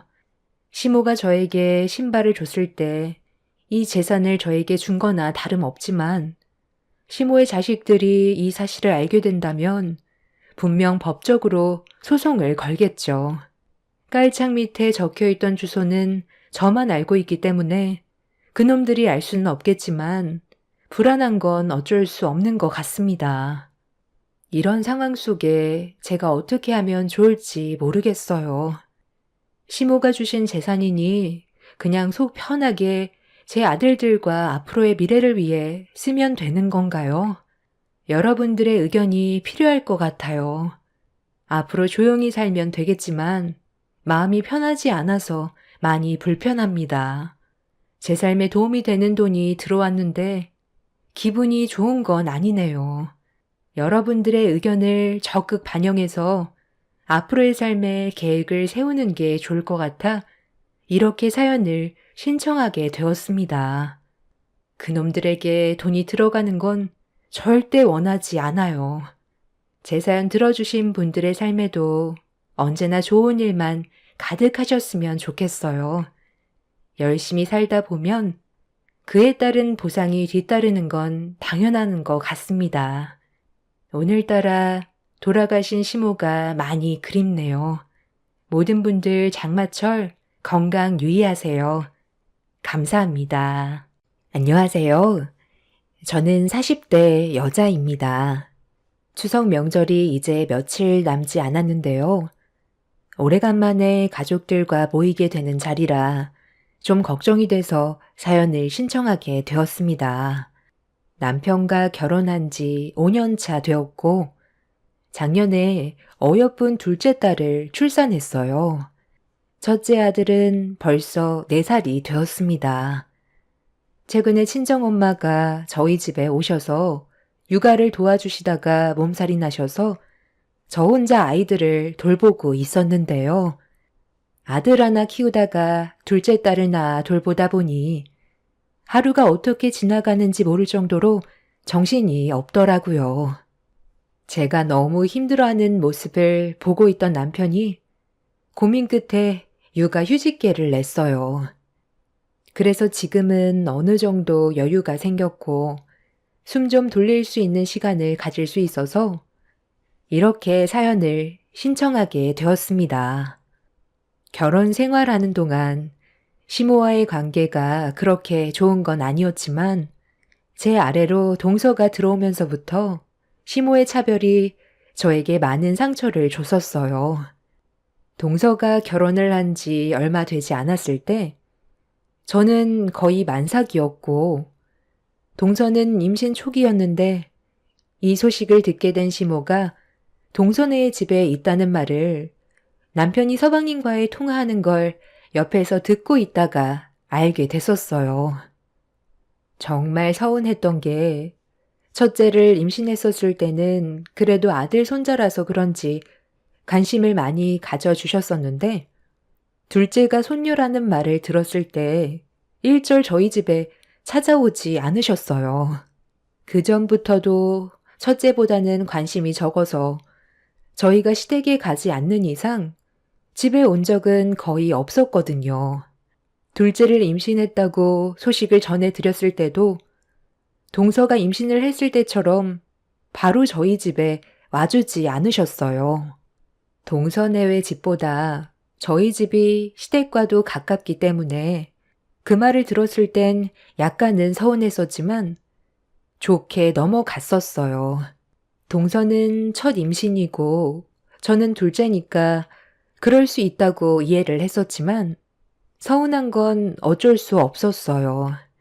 그래도 최대한 이해하려 했고 겉으로 내색하지 않으려 했었는데 시모의 지나친 차별은 시간이 지날수록 심해졌고 결국 안 좋은 감정이 터져 나오게 되었습니다. 시댁에 가끔 모이거나 얼굴을 보게 되는 상황이 왔을 때 시모는 저를 투명인간 취급했고 제가 보는 앞에서 동서만 챙겨줬어요.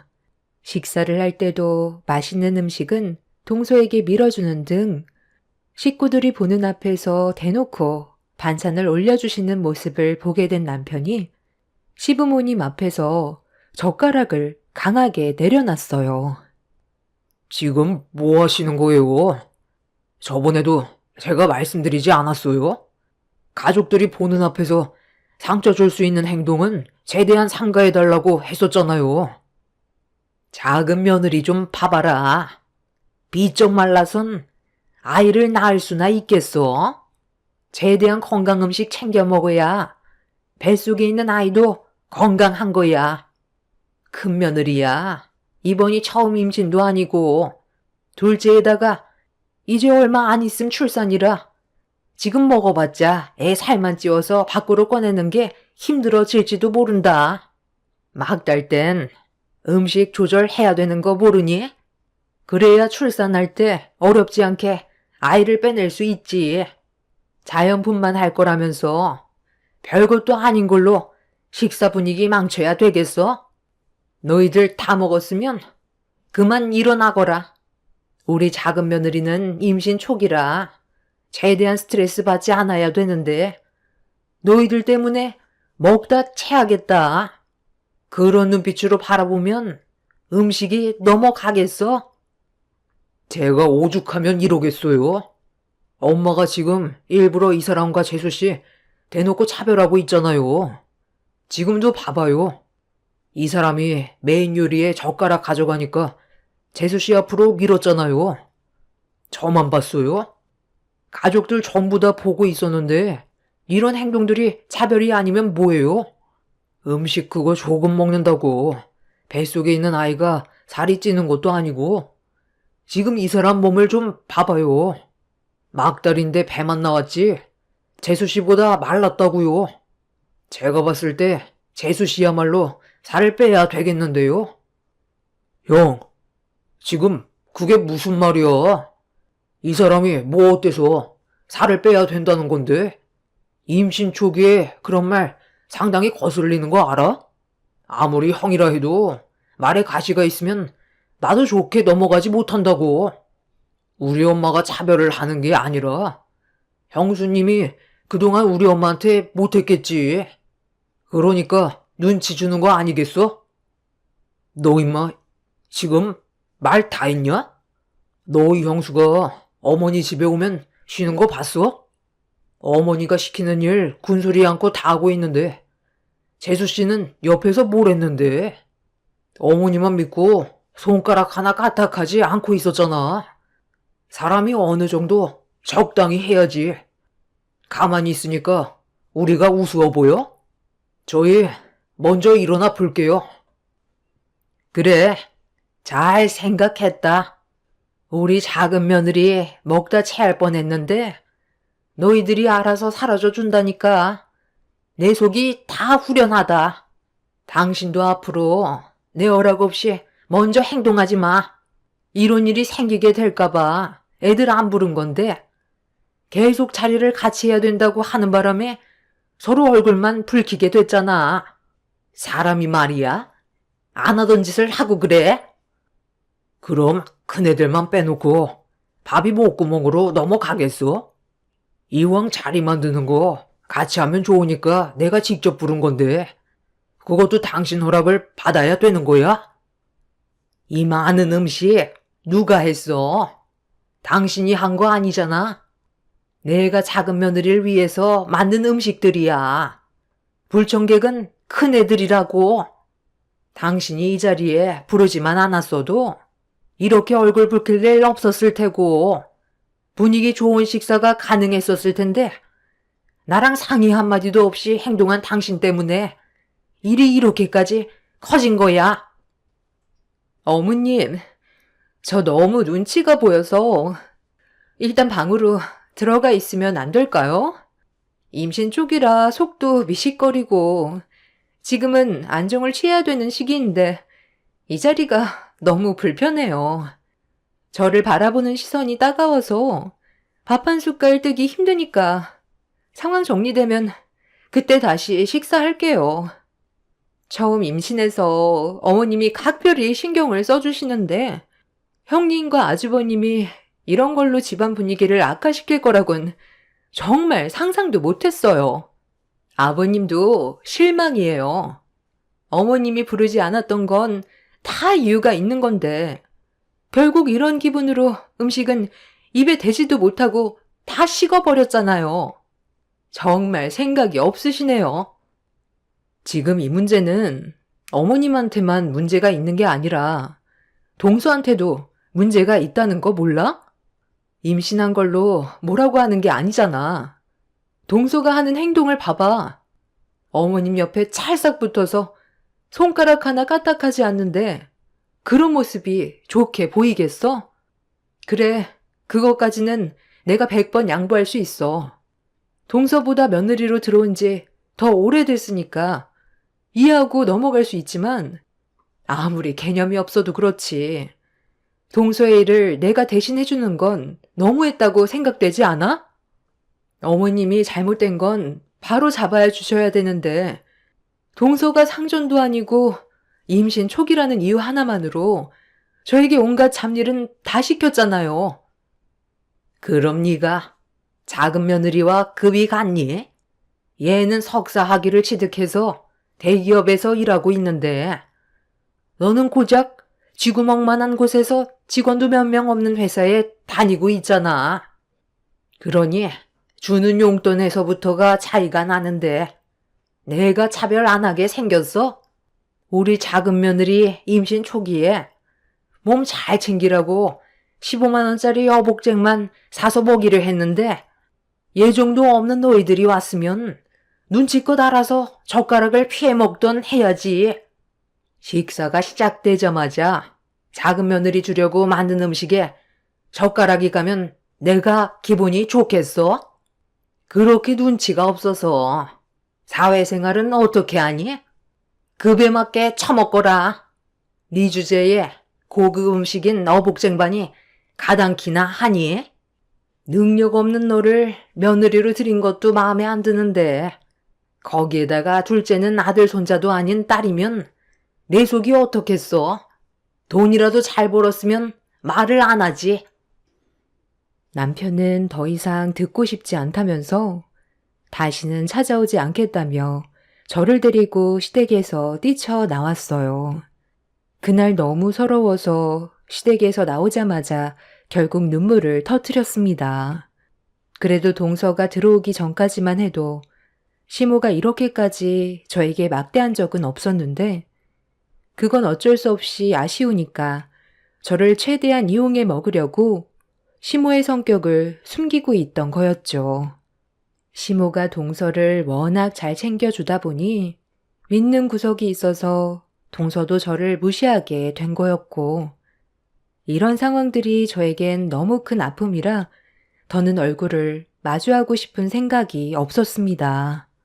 그래서 남편이 단호하게 연을 끊어내겠다고 했을 때 저도 같은 마음이었어요. 어차피 얼굴 보고 지내봤자 저에게 이득되는 것도 없는데 굳이 시모와 마주하면서까지 스트레스 받을 필요는 없었습니다. 그렇게 출산 전까지 어떠한 연락도 일절하지 않았었고 저는 둘째를 무사히 출산할 수 있었습니다. 시부는 이 소식을 듣고 한 걸음에 산후조리실로 달려오셔서 저에게 고생했다며 좋은 말을 아끼지 않으셨는데 시모와 동서내외는 얼굴조차 보여주지 않았어요. 어차피 얼굴을 봐도 서로의 감정만 상하게 될 테니 크게 신경 쓰지 않았습니다. 그렇게 저는 친정 엄마의 도움을 받아가며 문제없이 지내고 있었고 시모와 동서내외와 연락을 끊고 지내는 게 스트레스 받을 일도 없어서 남편과 저는 오히려 시댁을 왕래할 때보다 행복한 삶을 살고 있었습니다.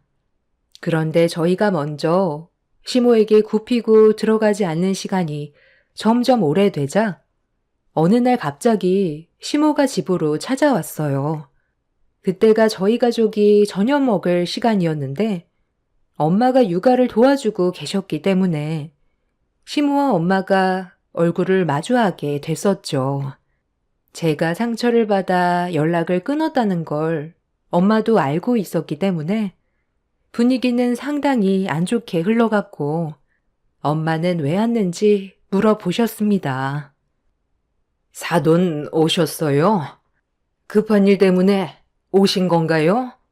제 딸과 안 좋은 감정이 있다 해도 기본적으로 연락은 하고 와야 되는 거 아니에요?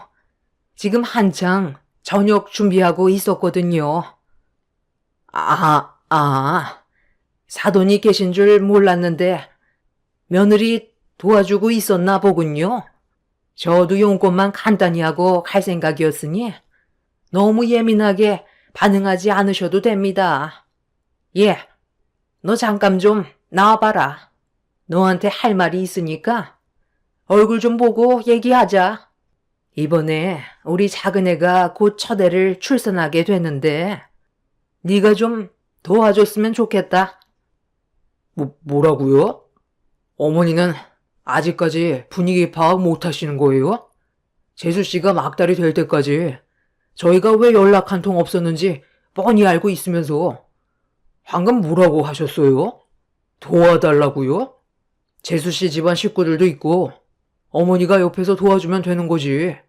이 사람도 지금 애 둘 보느라 정신없는데 그런 말이 나와요? 작은 애 사돈분들이 얼마나 바쁜데.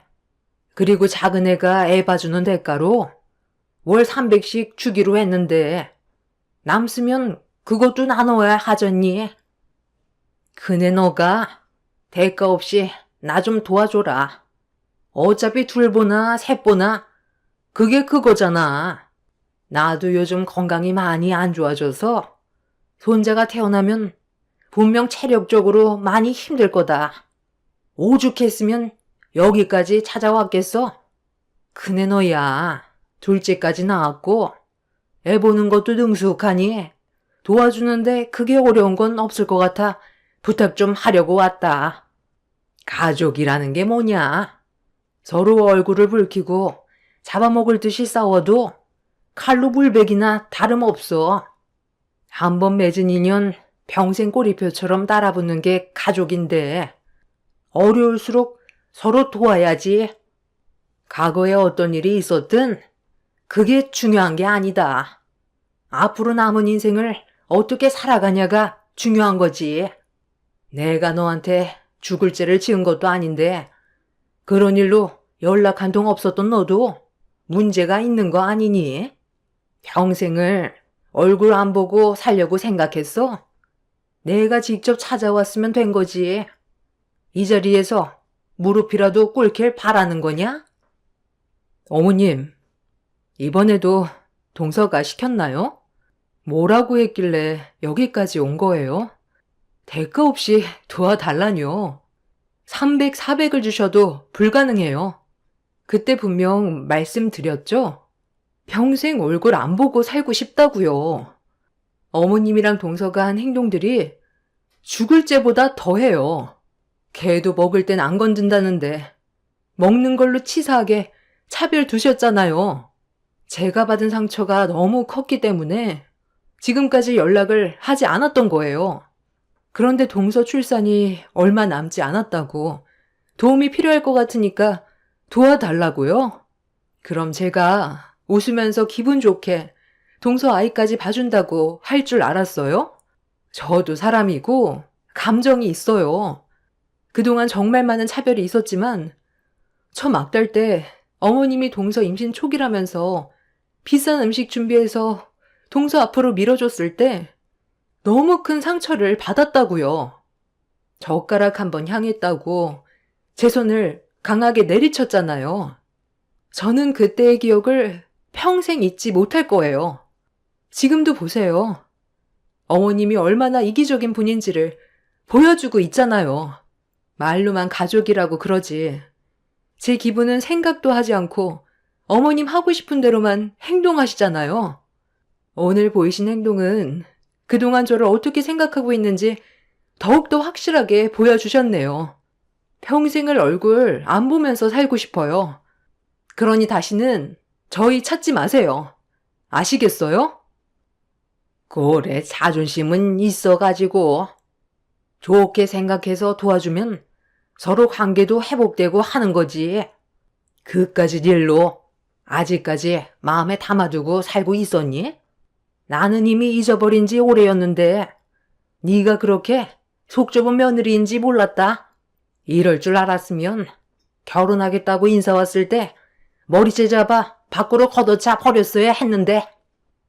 시모의 마지막 말에 엄마는 충격을 받았는지 혈압이 올라서 소파에 털썩 주저앉으셨어요. 남편은 막말을 퍼붓는 시모를 급하게 밖으로 내쳐버렸습니다. 시모가 저희 집에 아주 잠깐 찾아온 거였지만 이미 저희 가족은 시모 때문에 상당한 충격으로 제정신이 아니었고 시몬은 현관문을 몇 차례 걷어찬 뒤 본인도 다시는 저희 얼굴 볼 일 없을 거라면서 동네가 떠나갈 정도로 소리친 뒤 돌아갔어요. 너무 황당했고 무슨 생각으로 저에게 그런 부탁을 하러 왔는지 이해가 되지 않았습니다. 그렇게 한바탕 난리가 난 이후 동서가 첫 애를 출산했다는 소식을 접할 수 있었는데 남편이 시부와 통화하는 목소리가 좋지 않았습니다. 전화를 끊고 어두워진 표정으로 저를 바라보던 남편이 충격적인 말을 꺼냈어요. 태어난 아이한테 심각한 문제가 생겼다면서 응급수술실로 이동 중이라며 저희도 병원에 가봐야 할 것 같다는 말을 듣게 되었습니다. 동서의 아이가 세상 밖으로 나왔을 때 아이의 장활동이 많이 약했는지 몸에 문제가 생겼다고 하더군요. 보통 태아가 양수를 마시면서 만들어지는 태아의 태변이 24시간 이내에 배출이 되어야 하는데 저희가 출산 소식을 접했을 때는 이틀이 넘어가는 시점이었습니다. 동서의 아이는 태변막의 증후군으로 태변이 병마개처럼 장을 막아버려서 발생하는 질환으로 아이가 출생한 후에 공기를 마시게 되면서 장에 공기가 차게 되는데 이때 태변이 장을 막고 있어 가스가 통과하지 못하고 점점 팽창을 하게 되다가 천공까지 발생하게 된 위급한 상황으로까지 발생이 된 거였어요. 그래서 응급수술을 받게 된 아이는 도움이 필요했고 저희 부부는 어쩔 수 없이 병원으로 향하게 되었습니다. 아이의 생명이 위급하다는데 안 갈 수가 없었고 남편과 함께 병원에 도착을 하니 동서는 세상에 태어난 지 얼마 되지 않은 아이를 떠나보내게 될까봐 우려를 하고 있었어요. 저희 부부는 그런 동서를 묵묵히 바라보고 있었지만 선뜻 위로를 해주는 게 망설여지더군요. 전에 있었던 안 좋은 일들로 인해 동서가 저에게 또다시 상처되는 말을 하게 될까봐 머뭇거려졌어요. 지금 상황이 너무 안 좋아서 긴급 수술을 해야 되는데 문제가 하나 생겼다. 아이의 혈액형이 남들과 달라서 다른 곳에서 공수를 해와야 한다더구나. 다행히 신생아라 많은 양이 필요한 건 아닌데 혹시 모를 일을 대비해 주변 가족들 중에 같은 혈액형이 있다면 도움을 받는 게 좋을 거라고 하더구나. 아이 혈액형이 어떻게 되는데요? 많이 희귀한 혈액형이에요? 일단 아이부터 살려야 하니까 저도 주변 지인분들한테 같은 혈액이 있는지 한번 물어볼게요. RH-O형이라더라. 내가 알기론 큰며느리가 RH-O형이라고 하지 않았나? 예전에 한번 들은 것 같기도 한데 그네는 혹시 혈액형이 뭐였더라? 아이 혈액형이 RH-O형이에요? 저도 그렇게 알고 있거든요. 아, 그럼 당신이 도와줄 수 있겠다. 일단 아이부터 살려야 하니까 일단 준비하는 게 좋지 않겠어? 뭐라고요? 형님이 RH-O형이라고요? 제 아이와 같은 혈액형이에요? 형님, 제 아들 좀 살려주세요. 세상 밖으로 나온 지 이제 이틀 됐어요. 제 아이가 천공이 생겨서 태어나자마자 수술을 해야 되는 것도 충격인데 혈액을 제대로 공급받지 못해서 세상을 떠나게 되면 저는 더 이상 삶의 희망이 없어요. 과거에 했던 일들 제가 전부 잘못했어요. 그러니 제발 제 아이 좀 살려주세요. 형님이 도와준다면 평생 감사하며 살게요. 앞으로 정말 잘할게요. 큰며느리잔, 여긴 왜 온 거야? 너는 지금 여기가 어디라고 온 거야? 내 손자 세상 떠나는 거 구경하려고 온 거니? 이런 광경을 눈앞에서 보니까 아주 속이 후련하니? 당장 안 나가? 어머님, 제발 그만 좀 하세요. 어머님 때문에 형님 마음 변심돼서 제 아이한테 문제가 생기면 어머님이 책임지실 거예요? 제 아이와 같은 혈액형을 가지고 있다고요. 혈액이 모자랄 수도 있어서 미리 수혈을 받아놔야 하는데 어머님 때문에 상처받아 일이 잘못되기라도 하면 평생 용서치 않을 거예요. 뭐라고? 큰며느리가 내 아들 손자랑 같은 혈액형이라고? 아니, 잠깐만, 그러니까 며느리니가 RH-O형이라는 거야? 아이고, 내가 또 실수했구나. 시모는 뒤늦게 분위기 파악을 했는지 제 양손을 잡으면서 좀 전과는 다른 모습으로 저보고 도와달라며 애원을 했어요. 저를 바라보는 눈빛에서 느껴지는 가식적인 모습이 보였지만 일단 아이부터 살려야 해서 저는 아이와 같은 혈액형이라고 얘기한 뒤 수혈을 제공하게 되었습니다. 동서는 출산한 지 얼마 되지 않은 몸으로 저에게 힘들게 걸어와 과거에 했던 행동들에 대해 미안하다며 눈물을 흘리면서 진심으로 사과를 했어요.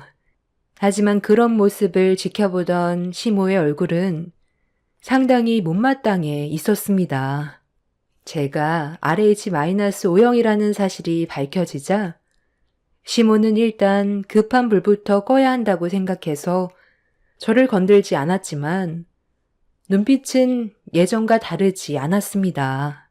정말 다행이었던 건 아이의 장기간 수술은 큰 문제 없이 끝날 수 있었고 폐혈증으로 갈 수 있었던 걸 사전에 막을 수 있었습니다. 그렇게 아이는 다시 동서의 품으로 돌아올 수 있었지만 저와 동서가 예전과는 다르게 이 일로 인해 많이 가까워지게 되자 시모가 저와 동서 사이를 탐탁치 않아 했어요. 널리고 널린 게 혈액인데 그거 조금 제공해줬다고 둘이서 벌써 가까워진 거니? 이번 명절에 큰며느리 네가 명절 음식 다 해야 되는 거 알고 있지? 나는 몸이 별로 좋지 않아서 쉬어야 되고 작은 며느리는 몸이 성취하는 아이를 돌봐야 하니 멀쩡한 네가 모든 걸 책임져야지. 그래도 우리 집안의 큰며느리인데 그 정도는 당연하게 해줄 수 있는 거 아니야? 저번 설에는 각자 사정이 있어서 모이지 못했으니 이번 추석 명절에는 네가 신경 좀 많이 쓰거라. 제가 봤을 때 어머님이 제일 건강해 보이시는데요. 저는 아이들을 돌봐야 해서 어머님이 명절 음식은 준비하셔야겠는데요. 저번에 병원에서 저한테 그러셨잖아요. 아이를 살리기 위해 제 혈액을 제공해 준다면 어머님이 앞으로 차별 같은 거 하지 않고 가족 모두 웃으면서 잘 지낼 수 있게 좋은 관계로 만들어 가겠다고 하셔놓고 이제 와서 이러시면 곤란하죠. 그때는 급한 불부터 꺼야 할 것 같아 저에게 거짓말을 하신 거예요? 당신은 아직까지 정신 못 차렸어? 항상 보면 당신이 문제야. 오래간만에 이렇게 한자리에 모였으면 좋게 마무리 지으면 되지. 꼭 그런 식으로 말을 해야 돼? 당신 때문에 가족들과 분열이 생기는 거라고. 우리 집안에 당신만 없으면 평화가 찾아오겠어. 지금까지 정말 계속 참고 있었는데 나도 이제 더는 안 되겠다. 그래서 뭐 어쩌자고. 이 나이 먹고 나랑 이혼이라도 하겠다는 거야? 이 집안에서 내 말이 곧 법인 거 몰라? 내가 하는 말에 며느리들은 따라야 되는 거라고. 아, 어머님, 그만 좀 하세요. 형님 아니었으면 제 아이가 어떻게 됐을지 그건 아무도 모르는 거라고요. 총각을 다투던 그때 형님이 도와줘서 원활하게 수술을 진행할 수가 있었어요. 그리고 사람 일이라는 게 앞으로 어떻게 될지 아무도 모르잖아요. 형님이 제 아이와 같은 혈액이라는 거에 저는 그거 하나만으로도 안심이 된다고요. 병원에서는 아직 마음 놓고 안심할 단계는 아니라고 했어요. 꾸준하게 상태를 살펴봐야 하고 언제 갑자기 수술을 하게 된다면 그때 형님의 도움이 또 필요하게 될 텐데 제가 형님과 담 쌓고 얼굴 붉히면서 살 이유 없잖아요. 저는 과거에 했던 행동들에 대해 진심으로 사과했다고요. 어머님도 잘못한 거 인정하시고 이제 제발 그만 좀 하세요. 어머님도 저희가 잘 지내야 좋지 않으세요? 어머님은 그렇게 형님이 꼴 보기 싫으세요? 그래. 쟤는 그냥 존재 자체가 싫다. 우리 석사 며느리 작은 애 닮아 똑똑한 내 손자. 괜히 쟤한테 수혈받아 멍청해질까 봐도 싫고 그냥 쟤는 내 앞에서 사라져주면 좋겠어. 혼자 온갖 착한 척은 다 하는데 내가 왜 피해를 봐야 하냐고. 너만 없으면 우리 가족이 평온해. 시모는 전혀 바뀌지 않았어요.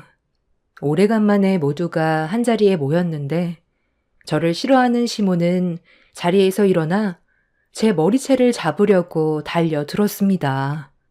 남편은 그런 시모를 막아섰고 온 집안이 또다시 초토화가 되자 시부는 한계까지 다다랐는지 가족들이 보는 앞에서 시모의 얼굴에 손을 올렸어요. 그 순간 집안에는 정적이 흘렀고 시부는 남은 인생 속 편하게 살고 싶다면서 이혼 얘기를 꺼냈습니다. 거실에선 시모의 거친 숨소리만 들릴 뿐 가족 모두는 시모에게 등을 돌렸어요. 결국 이 문제로 시부모는 현재 이혼을 하기 위해 준비 중이고 별거를 하고 있습니다. 그리고 이번 명절에는 시모 없이 처음으로 시댁에서 가족들과 한자리에 모이게 되었네요. 시부는 시모에게 늙어 병들어 도움이 필요한 날이 와야 정신 차릴 거라면서 이번 명절에 시모를 절대로 집안에 들이지 않을 거라고 하셨어요. 시모가 왜 그렇게 저를 싫어하는지 모르겠습니다. 그냥 저를 만만하게 생각하고 있어서 그런 것 같아요. 앞으로 시부는 시모와의 이혼을 진지하게 생각하고 있어요. 아마 번복하는 일은 없을 것 같습니다. 평생 땅을 치며 후회할 짓을 왜 하려는 건지 이해가 되지 않네요. 이번 명절에는 조용히 지나갔으면 좋겠어요. 시모와 두 번 다시 얼굴을 마주하고 싶지가 않습니다. 이번에도 만약 저에게 용서를 구한다 해도 절대 받아주지 않으려고요. 시간은 기다려주지 않는다는 걸 시모는 모르는 것 같아요. 앞으로 몇 년 뒤면 급격하게 건강이 안 좋아질 텐데 그때가 되면 분명 후회를 하게 되겠죠. 사람은 고쳐 쓰지 못한다더니 그 본성 늙어 세상 떠날 때까지 변하지 않을 것 같습니다. 제 사연을 들어주신 여러분들의 가정에는 이번 명절에 가족분들과 좋은 시간을 만들어 가셨으면 좋겠습니다. 감사합니다.